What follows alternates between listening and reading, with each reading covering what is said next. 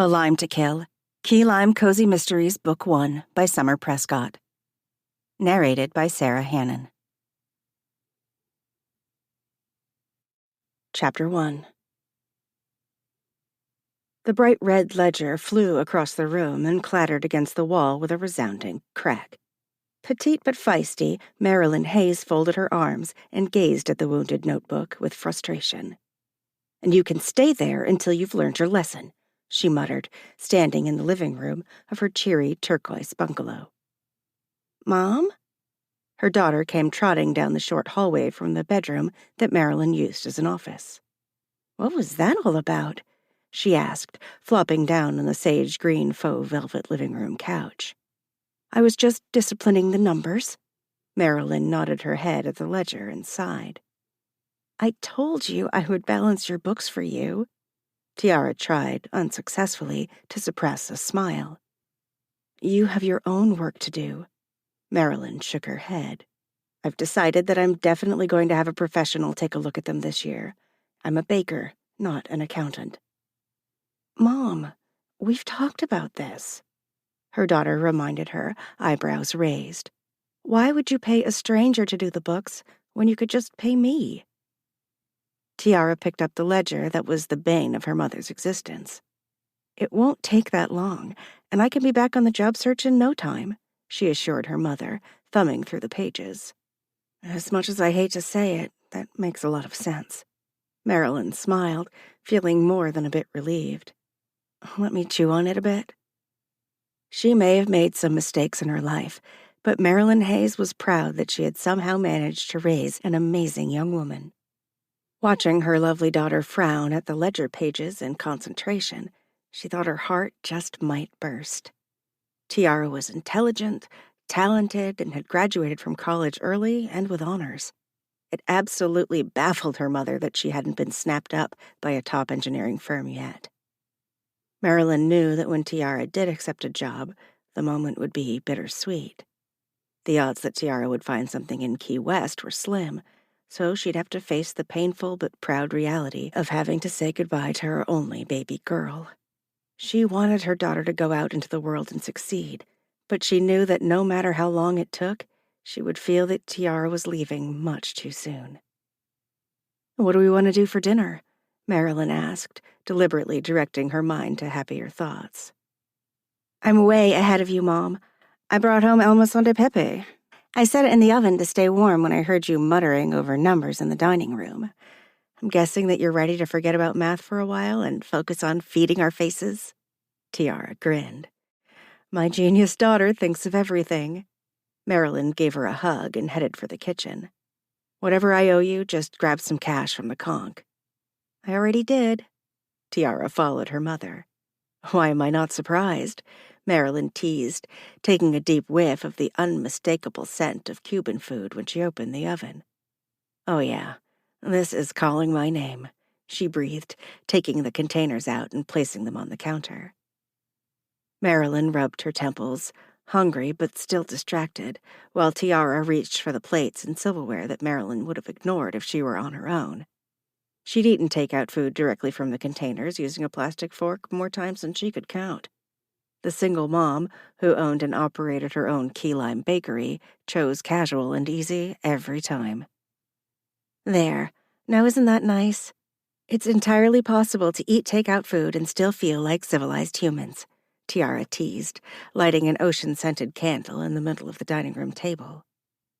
Marilyn smiled at the irony of having anything ocean-scented in her home when the actual ocean was only a block away. They could just as easily simply open the doors. Tiara was a bit of the homemaker that Marilyn, after 45 years on the planet, still wasn't. The two of them had gone shopping last week, and Tiara had firmly insisted that Marilyn buy a set of seashell napkin rings. At the time, the indulgent purchase had seemed like a waste of money, but Marilyn had been surprised at how such simple touches had actually brightened things up a bit and made the entire dining room feel much more put together. "Have you talked to your dad lately?" Marilyn asked, casually settling into her chair. "No, not recently. I mean, he called a few days ago, but I forgot to call him back." Her voice trailed off while she pretended to concentrate on dishing the rich, aromatic food onto her mother's plate. The circumstances under which Marilyn's ex-husband left had been excruciatingly painful for her and their young daughter many years ago. She had processed her grief and moved, consumed with keeping a roof over their heads and food on the table, but Tiara still struggled with forgiveness. Marilyn had poured vast amounts of time and energy into building her business from the ground up. Providing for Tiara and running Sublime Sweets was what had gotten her out of bed every morning and helped carry her through her day. Marilyn gave her heart and soul to making the best key lime pies in Key West. The sales of those pies had certainly changed her life, and she never looked back. Her life and Tiara's were built on a tangy, creamy foundation of luscious pie, and she was grateful. "Do you think we should have dessert before, during, or after dinner?" Marilyn grinned hopefully. "Mother," Tiara scolded, her expression making her mother laugh. "Fine, fine," she sighed with mock grief. "I'll try to hold out until after dinner. Thank you for bringing home this amazing food, honey. It was really thoughtful of you." Marilyn dug in with gusto. "Yep, I'm just awesome like that," Tiara joked, sitting down at the table. The two chatted about everything under the sun, and Tiara promised to go into the shop the next day to begin deciphering her mother's financial accounts. Business was good, better than good, actually, so growing pains were a natural result. Key West was small, but there were so many tourists that Marilyn was pleased to see new faces every day, and all of the locals knew and loved her incredible pies. She played music from the 60s, 70s, and 80s in the casual eating area of the shop to set a carefree, festive mood, and loved wallowing in the nostalgia of it. There were several occasions where the music would prompt her to dance a bit behind the counter, and customers often joined in, snapping their fingers and tapping their feet while they ate.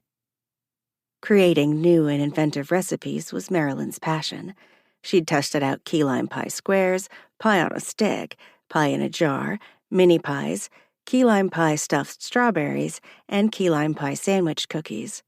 She'd tried making a key lime fudge, but that hadn't turned out as well as she had hoped. "So," Tiara pushed back her plate and looked pointedly across the table at her mother. "Have you noticed any particularly handsome gentlemen lately?" she asked in a sing-song voice. "Funny, I was about to ask you the same thing," her mother shot back, arching an eyebrow. Tiara had been prodding Marilyn to date for quite some time, but the busy woman always managed to come up with a good excuse as to why it was out of the question. "So that's a no," she observed dryly. "You know how it goes," Marilyn shrugged, turning the conversation back toward Tiara. "If you're so interested in the topic, do you have something you're dying to share?" she inquired hopefully. If Tiara had found a beau in the Keys, perhaps she'd consider searching for a job a bit closer to home. A mother could hope. "Nope, nada," she shrugged, wiping her mouth with a napkin. "I'm just your sweet little baby girl with no one to love me but my mama." Marilyn looked at her daughter, concerned. "You know your father loves you very much, right?" she asked softly. "Oh my gosh, yes, Mom. I was just joking. Jeez." Tiara rolled her eyes. "And Nana?" Marilyn pointed out. Yes, everybody loves me. Your food is getting cold." Tiara eyed her mother's plate, deliberately changing the subject. Marilyn searched her daughter's face for a moment, looking as though she wanted to say something, but thought better of it and took a bite of her dinner instead, chewing thoughtfully. She hoped that her disastrous relationship with her ex-husband hadn't made Tiara gun-shy when it came to trusting men. Time would tell. Chapter 2. Marilyn woke up early to a glorious spring morning in paradise. Birds were singing, the sun was shining, and the scent of the ocean wafted gently through the gossamer shears covering the windows. She didn't have to keep normal baker's hours, since there was a large segment of the population who didn't think of key lime pie as breakfast food, so on mornings like this, she allowed herself the luxury of coffee on the patio, with a good book or the morning paper. She worked long hours when she did make it into her cozy little shop, so she didn't feel the